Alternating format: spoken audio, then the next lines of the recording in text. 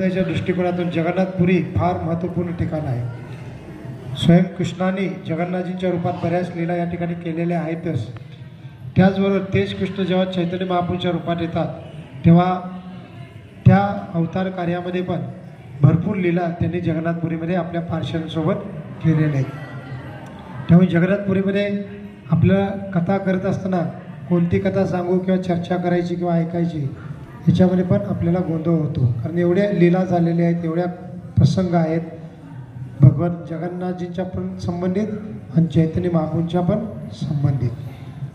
तर मग चैतन्य महाप्रभू जेव्हा जगन्नाथपुरीमध्ये आले होते, मग थोड्या वेळापूर्वी आपण ऐकलं की सार्वभौम भट्टाचार्य यांच्या घरी चैतन्य महाप्रभू पहिले 2 महिने राहिले आणि त्याच्यानंतर ते दक्षिण भारताला गेले आणि जवळजवळ 2 वर्ष दक्षिण भारत भ्रमण करत करत मग ते पुन्हा जगन्नाथपुरीमध्ये येतात.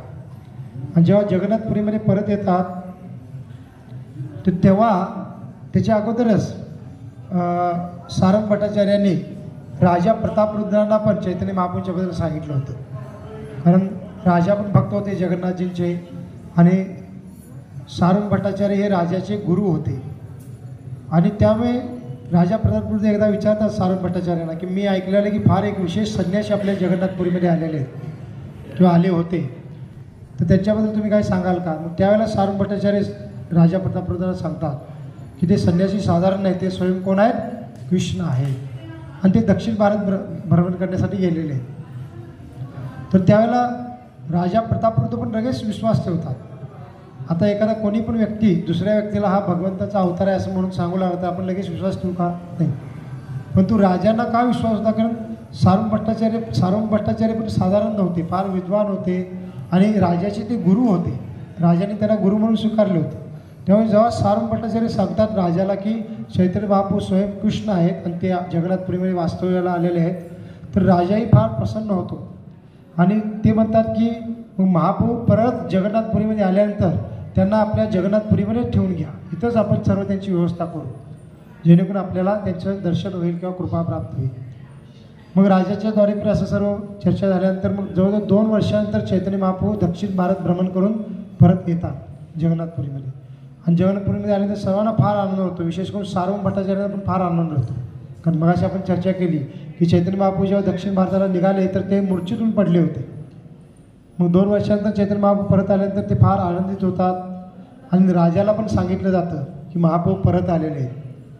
तर मग चैतन्य महाप्रभूंनी राजा प्रतापरुद्रांनी सारंग भट्टाचार्य मग विचार करतात की चैतन्य महाप्रभूंना असं कोणतं स्थान द्यावं जिथं चैतन्य महाप्रभू चांगल्या पद्धतीने राहू शकतात.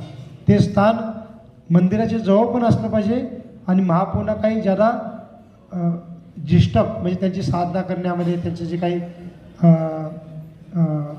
भक्तीची कार्य ते करण्यामध्ये अडचण पण आली नको पाहिजे. आणि त्या दृष्टिकोनातून मग राजा आणि सारंग भट्टाचार्य एक विशेष स्थान निवडतात. ते स्थान कोणतं होतं? काशी मिश्र नावाचे आणखीन एक राजाचे पुरोहित होते. ते इथं म्हणजे जगन्नाथपुरीमध्ये राहत होते आणि ते पण जगन्नाथजी फार श्रेष्ठ भक्त होते आणि राजा काशी मिश्रांना पण आपल्या गुरुप्रमाणेच मानत होते.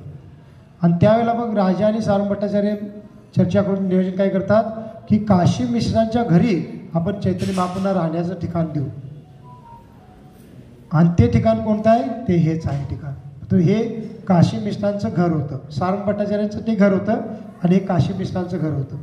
आणि याच्या बाजूलाच मग चैतन्य महाप्रभूंना राहण्याचं ठिकाण दिलं जातं आणि मग चैतन्य महाप्रभू इथं राहतात. आणि चैतन्य महाप्रभू किती कालावधीसाठी जगन्नाथपुरीमध्ये राहिलेले आहेत? 24 वर्ष. चैतन्य महाप्रभूंनी प्रकट म्हणजे या भौतिक जगामध्ये 48 वर्ष लीला केली. त्यातली पहिले 24 वर्ष ते कुठे राहिले? नवनीत मायापूरमध्ये. आणि नंतर मग संन्यास घेतल्यानंतर ते जगन्नाथपुरीला आले आणि त्याच्यानंतर 24 वर्ष ते इथं राहिले. परंतु त्या 24 वर्षातले पण 6 वर्ष त्यांनी भ्रमण केलं. 6 वर्ष भ्रमण म्हणजे 2 वर्ष ते दक्षिण भारताला भ्रमण करून आले, पुन्हा मग वृंदावनला पण गेले होते, नवनीत मायापूरमध्ये पण जाऊन आले. मग असं भ्रमण चालू होतं चैतन्य महाप्रभूंचं वेगवेगळ्या ठिकाणी. तर याच्यामध्ये पहिले 6 वर्ष गेले. मग राहिले किती? 18 वर्ष. पण नंतरचे 18 वर्ष चैतन्य महाप्रभू पूर्णतः ह्या ठिकाणीच वास्तव्य त्यांनी केलेलं आहे. आणि त्या नंतरच्या 18 वर्षामधले पण शेवटचे जे 12 वर्ष आहेत त्या 12 वर्षामध्ये त्यांनी फार दिव्य महाभाव प्रकट केलेला आहे. ज्या भावाचा अनुभव घेण्यासाठी चैतन्य महाप्रभू प्रकट झाले होते तो कोणता भाव? राधा राणीचा भाव. चैतन्य महाप्रभू हरिनामाचा प्रचार करण्यासाठी थोडं जरा नसतात येत ना माता यायलेत ना थोडं 2-3 माताची तो उठून कारण हां तिथं हे झालं. सायली तुम्ही इकडे या पुढे. हां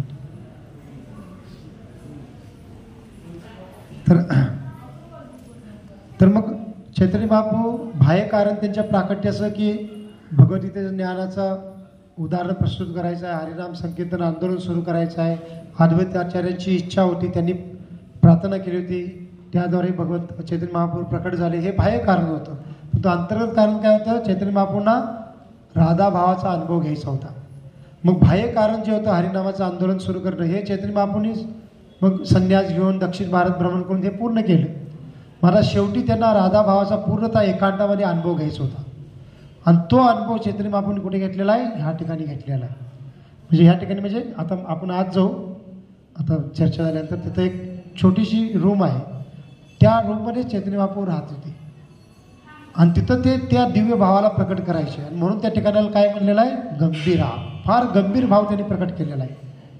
आणि तो गंभीर भाव म्हणजे काय की त्या लास्टच्या 12 वर्षामध्ये चैतन्य महाप्रभू एवढे भावविवर व्हायचे कृष्णाच्या प्रेमामध्ये, कृष्णाच्या भेटीच्या विरहामध्ये. कारण स्वयं कृष्ण आहेत पण तो राधाराणीचा भाव घेऊन आले आहेत, त्यामुळे ते राधाराणीप्रमाणे ॲक्ट करत आहेत. आणि राधाराणी जेव्हा कृष्ण वृंदावन सोडून मथुरेला आणि वृंदावनला द्वारकेला गेले होते तेव्हा राधाराणी जशी भाव प्रकट करत होते, मूर्छेतून पडत होत्या, अष्टसात्विक भावामध्ये जी लास्ट एकदम महाभाव प्रकट करत होते, तसंच चैतन्य महाप्रभू इथं भाव प्रकट करायचे. आणि कधी कधी काय व्हायचं, कारण चैतन्य महाप्रभू त्या वेळेला गोविंद नावाचे त्यांचे जे सेवक होते तेच फक्त इथं असायचे. तर ते पाहायचे की चैतन्य महाप्रभू रात्री काय करतायत? जप करत झोपण्याचा प्रयत्न करत आहेत, पण अचानक जप बंद झाला आहे असं त्यांना ते पाहायचे. आणि जाऊन बघायचे गोविंद तर काय होत आहे? चैतन्य महाप्रभू इतकी भावीवर झालेले आहेत, त्या गंभीराची जी भिंत आहे त्या भिंतीवर आपले बोटं ओढत आहेत असं कृष्णाच्या विरामध्ये. आणि त्याच्यामुळे काय झालेलं आहे? त्यांच्या बोटातून पूर्ण रक्त वाहत आहे, त्या भिंतीला तर लागलेला आहे. म्हणजे कळत आहे, आपण ही कल्पना करा कसा भाव असेल तो. म्हणजे एवढं ते कृष्णाच्या भेटीसाठी व्याकुळ झालेले आहेत की त्या व्याकुळतेला धारण करू शकत नाही आहेत. आणि त्या भिंतीला आपले बोटं ते ओढवडत आहेत आणि त्याच्यामुळे त्यांना शरीरातून रक्त येत आहे. असे दिव्य एकदम तीव्र भाव इथं त्यांनी प्रकट केले. आणि कधी कधी काय व्हायचं की गोविंदांना ते म्हणजे कृष्णाचा जप करतात ते ऐकू येत नाही आहे. गोविंदजी जाऊन बघायचे तर महाप्रभू तिथं नाही येतच. जी दरवाजा उघडला आहे किंवा गेले असं काही नाही, दरवाजा बंद आहे पण तो आतून महाप्रभू अदृश्य झालेले आहेत. मग भक्त काय करायचे? रात्रीच त्यांना शोधू लागले. मग एकदा तसं झालं, महाप्रभू अदृश्य झाले आणि सर्व भक्त म्हणजे फार भयभीत झाले, महाप्रभू कुठे गेले अचानक. आणि ते इकडे तिकडे शोधू लागले मंदिरच्या आवारामध्ये आसपास. तर मग त्यावेळेला मंदिरच्या जवळच एक गोशाळा होती आणि त्या गोशाळेतून गायींचा त्यांना आवाज येऊ लागला भक्तांना. मग भक्त त्या गोशाळेमध्ये प्रवेश करतात तर ते काय पाहतात की एक गायी आहे, त्या गायीच्या गोट्यामध्ये चैतन्य महाप्रभू पडलेले आहेत. आणि कोणत्या स्वरूपामध्ये पडलेले आहेत? जसे कासव असतं, जसं कासव काय करतं? आपले सर्व अवयव आपल्या त्या भागामध्ये हे करतं, म्हणजे अंकुशित करतं आणि एखाद्या दगडाचा म्हणजे दगडाचं काय म्हणतात, दगड एखादा असल्यासारखं ते पडून असतं. तशा पद्धतीने भक्त पाहतात की चैतन्य महाप्रभूचे दोन्ही हात त्यांच्या शरीरामध्ये प्रवेश केलेले आहेत, दोन्ही पाय त्यांच्या शरीरामध्ये प्रवेश केलेले आहेत, त्यांचं मस्तक पण त्यांच्या शरीरामध्ये प्रवेश करून मान पूर्णतः लुप्त झालेले. अशा स्थितीवर ते पडले होते आणि मुखामध्ये सर फक्त जग जग जग असं नाव येत होतं. आणि हे पाहून फक्त भयभीत होत की महाप्रभूचं स्वरूप असं कसं झालं. आता ह्या गोष्टींचं आपण कल्पना पण करू शकत नाही, म्हणून तर याला महाभाव म्हणलेला आहे. आणि शास्त्रामध्ये म्हणलेलं आहे हे जे महाभाव आहेत फक्त 3 व्यक्तीमध्ये प्रकट झालेले आहेत. कोणामध्ये? एक आहे स्वयं राधा राणीमध्ये, कृष्णाच्या विरामध्ये वृंदावनमध्ये असताना. दुसरं स्वयं चैतन्य महाप्रभूमध्ये. का? कारण चैतन्य महाप्रभूंनी स्वयं राधाराणीचा भाव प्रकट केलेला आहे. आणि तिसरे कोण आहेत? माधवेंद्र पुरी, जे चैतन्य महाप्रभूंचे गुरु ईश्वर पुरी होते, त्यांचे गुरु होते माधवेंद्र पुरी. तर माधवेंद्रपुरीची ठिकाणी आपण जाणार आहोत 6व्या दिवशी. रेमुना या ठिकाणी त्यांची समाधी आहे. तर माधवेंद्रपुरीच्या मध्ये हे भाव का प्रकट होतात? कारण म्हणलेलं आहे की माधवेंद्रपुरी कोण आहेत? वृंदावनमध्ये ज्या विशेष वट वृक्षाच्या खाली कृष्णाने राधाराणी एकांतामध्ये भेटतात आणि त्यांच्या एकमेकांच्या प्रती दिव्य भाव प्रेमाशी भाव प्रकट करतात ज्या वट वृक्षाखाली, ते वट वृक्षच, तो कल्पवृक्षच माधवेंद्रपुरीच्या रूपामध्ये चैतन्य महाप्रभूंच्या लीलेमध्ये प्रकट झालेले आहेत. आणि त्या वटवृक्षाच्या रूपामध्ये माधवेंद्रपुरींनी स्वयं कृष्ण आणि राधाराणीचा तो प्रेमभाव पाहिलेला आहे, अनुभवलेला आहे. म्हणून माधवेंद्रपुरीच्या रूपामध्ये तो वटवृक्ष जेव्हा प्रकट होतो तर ते पण ह्या महाभावाला प्रकट करत होते. याच्या व्यतिरिक्त हा महाभाव दुसऱ्या कोणामध्ये पण प्रकट होत नाही. एखाद्या भक्तामध्ये अष्टसात्विक भाव प्रकट होतात, परंतु महाभाव हा त्याच्या पलीकडचा असतो आणि तो भाव चैतन्य महाप्रभू इथं प्रकट करत होते. आणि त्या महाभावामुळे त्यांची स्थिती अशी झाली होती की ते इथनं अदृश्य झाले आणि त्या गायीच्या गोट्यामध्ये गेलेले आहेत आणि त्या गायीच्या गोट्यामध्ये ते अशा स्थितीमध्ये पडलेले आहेत. मग भक्त काय करतात? तिथं कीर्तन करतात हरिनामाचं, आणि जसं हरिनामाचं कीर्तन होऊ लागतं तसं मग चैतन्य महाप्रभू बाह्य चेतनेमध्ये येतात आणि त्यांचं शरीर जे अंकुचित झालं होतं ते पुन्हा पूर्ववत होतं. मग असे बरेच लीला होते. एकदा काय होतं, असंच ते अदृश्य होतात आणि दुसऱ्या ठिकाणी आढळतात आणि त्यावेळेला त्यांचं शरीर कसं होतं? अंकुचित झालं नाही. त्यांचं शरीर काय झालेलं आहे? शरीराचे जे हाडं आहेत ते हाडं आपल्या आपल्या सांध्यातून वेगळे झालेले आहेत. वरनं फक्त कातडं दिसत आहे. जसं हे हात आहे तर हातापासून एक कोपरा आहे, तर हा कोपरा बाजूला झालेला आहे, इथं बाजूला झालेला, मध्ये फक्त कातडं राहिलेलं आहे. पायाच्या गुडघ्यामध्ये पण फक्त कातडं आहे, गुडघा बाजू, खालचा भाग बाजूला, वरचा भाग बाजूला. अशा पद्धतीने त्यांचं शरीर जे 7 फुटाचं होतं ते 10 फुटापेक्षा पण जादा लांब झालं होतं. मग ह्या सर्व भौतिक लोकांना, जे नास्तिक लोक आहेत त्यांना ह्या सर्व दंतकथा वाटतील. असं कधी होऊ शकतं का? किंवा असं झाल्यानंतर व्यक्ती कशी जिवंत राहू शकतो का, असं लोक म्हणतील. परंतु हे महाभाव आहेत जे चैतन्य महाप्रभूंनी या गंभीरामध्ये आणि आसपासच्या भागामध्ये त्यांनी प्रकट केलेले आहेत. आणि त्यावेळेला चैतन्य भक्त जेव्हा कीर्तन करायचे मग पुन्हा चैतन्य महाप्रभू पूर्वस्थितीमध्ये यायचे. आणि ते सर्व लीला चैतन्य महाप्रभूंनी इथं केलेले आहेत. म्हणून या ठिकाणाला फार विशेष मानलं जातं आणि म्हणून या ठिकाणाचं नाव काय? गंभीर आहे. चैतन्य महाप्रभू रात्रभर बसून, दिवसभर बसून काय करायचे? हरिनामाचा जप या ठिकाणी करायचे. स्वरूप दामोदर गोस्वामी आणि रामानंद राय, आणि ह्या दोघं कोण आहेत? ललित आणि विशाखा सखी आहेत.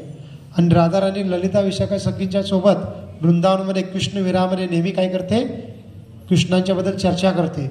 तसंच चैतन्य महाप्रभू इथं या गंभीराच्या ठिकाणी रामानंद राय आणि स्वरूप दामोदर गोस्वामी यांच्यासोबत कृष्ण लीलेचं चर्चा करायची शेवटच्या 12 वर्षामध्ये. तर अशा पद्धतीने या विशेष लीला इथं झालेल्या आहेत. म्हणून हे ठिकाण फार गुह्य आणि विशेष आहे. तर आपण आता काय करू? इथून उठायचं आहे, आत जावा आणि तिथं आपल्याला दिसेल भक्त बसलेले तिथं.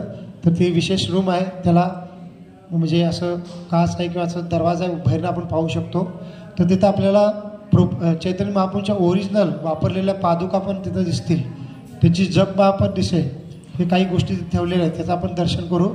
आणि त्यानंतर एक दीप आहे, तो दीप म्हणतात की चैतन्य महाप्रभूंच्या तेव्हापासूनचा जो दीप आहे, तर त्याचंही दर्शन तिथं आपल्याला मिळेल. ते दर्शन करा, प्रणाम करा आणि आपण पुन्हा इथं येऊ. आणि इथून पुढं आपण बाहेर जाऊन आता सिद्ध बकुल नावाच्या ठिकाणी जाऊ. ठीक आहे. हरे कृष्ण. भरपूर लीला आहेत पण आपल्याला वेळ कमी असल्यामुळे आपण थोडं